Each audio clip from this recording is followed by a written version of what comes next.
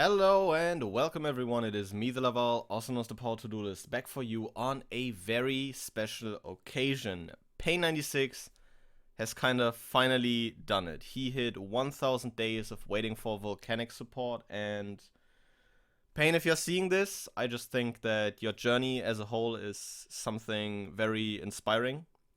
I think what you have done for Volcanics is absolutely amazing because you've given the deck a recognition in the community that probably some other decks that are in a similar vein where they're kind of side character anime decks, that they don't have that.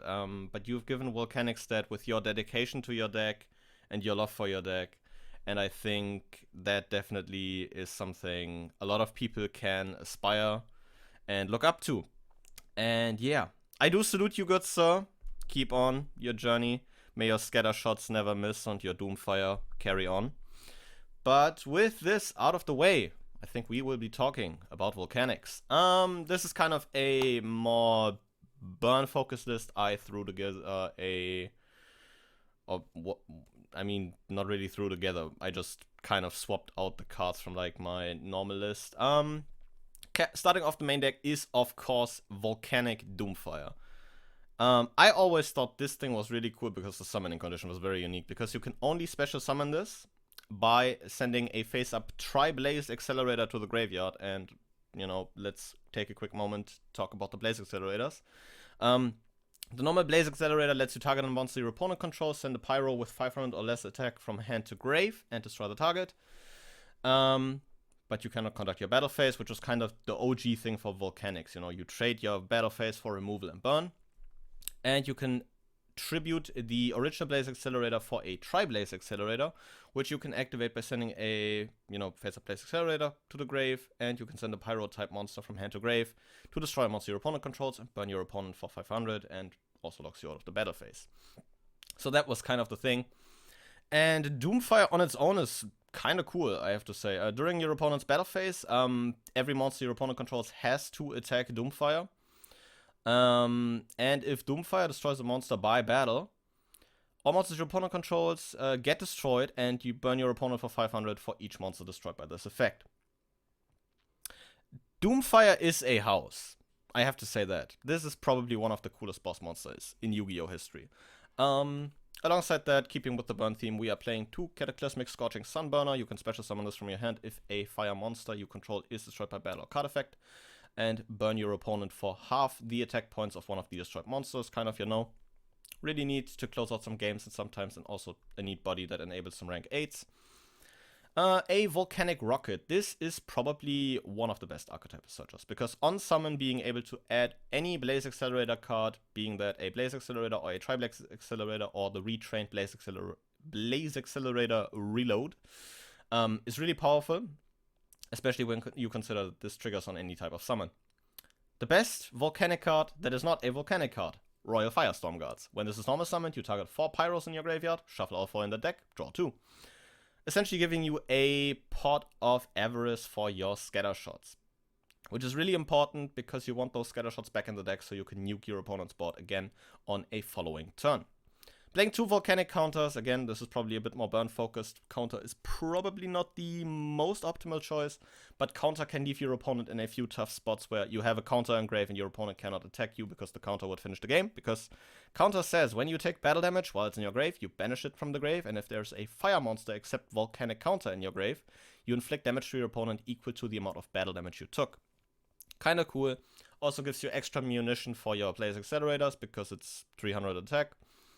But yeah, moving on to the centerpiece of the Volcanic strategy, Scattershot. If it's sent to the graveyard, you burn your opponent for 500, and if this is sent to the graveyard by a Blaze Accelerator card, you can send 2 Volcanic Scattershots from your hand and or deck to the graveyard and destroy all monsters your opponent controls. Yes, Raigeki burn for 1500 is something kind of cool, not gonna lie. Scattershot, centerpiece of the deck, you want to recur this with your Royal Firestorm Guards, and either having that access to the OG Blaze Accelerators on your turn or to the Tri-Blaze Accelerator on your opponent's turn is kind of cool. Playing 3 Foolish Burial Goods to dump the the Blaze Accelerator Reload, because you can also trigger that on the opponent's turn. So yeah, for that we run the Foolish Burial Goods, and in worst case scenario you just send a reloaded cylinder. A Monster Reborn, 3 Duality for some consistency, caught by the Grave against hand traps, already talked about those two. Again, I was keeping with kind of a burn theme, so I threw in 3 Reloaded Cylinder in here just for the fun. This sets a Magic Cylinder from your deck, and if you activate a Magic Cylinder you can banish it and double the damage inflicted to your opponent. Torrential Tribute for some more quick play board wipes, because you always need those. 3 Magic Cylinder. It's the no U card of Yu-Gi-Oh, so I don't think I have to explain this one. 3 Blazing Mirror Force. This is a Mirror Force retrain that destroys as many attack position monsters your opponent controls as possible.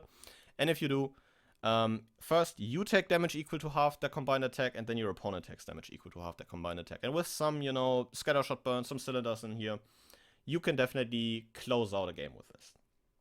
Moving on to a really cool retrain of the original Blaze Accelerator in Blaze Accelerator Reload. Name becomes Tri-Blaze Accelerator while in the Spell and Trap Zone, which is kind of useful for your Doomfire. And during either player's main phase, you can set a Volcanic card from your hand to the grave, except Volcanic Eruption. Card text, Slime Toad Smile. If you do, you draw a card, which is kind of neat cycling ability, also something that enables you to trigger the Scatter Shot, but the more important one is the Graveyard effect, because during either player's main phase, you can banish this from the grave, send a Volcanic card from your deck to the graveyard, except, you know, Volcanic Eruption. Kinda cool, gives you a very neat way to trigger Scatter Shot on your opponent's turn. So this is definitely appreciated, and also why we run the Foolish Burial Goods. The extra deck is mostly just good rank 9s and rank 4s you can just make and fit in. This Galaxy Ice Cypher X Dragon is in here because you can make it with the other Cypher Dragons in here. I think like the main thing here is the Doolittle Chimera, which came up like, I think once in the 2 matches I'm going to put at the end. Because it helped me get like enough Pyros in the grave to trigger a Royal Firestorm Guard. But in general, Volcanics don't really need the extra deck. On the topic of maybe taking this list to the next level, usually Volcanics benefit from a Magic Planter kind of draw engine, because you can send a Blaze Accelerator Reload for some additional advantage.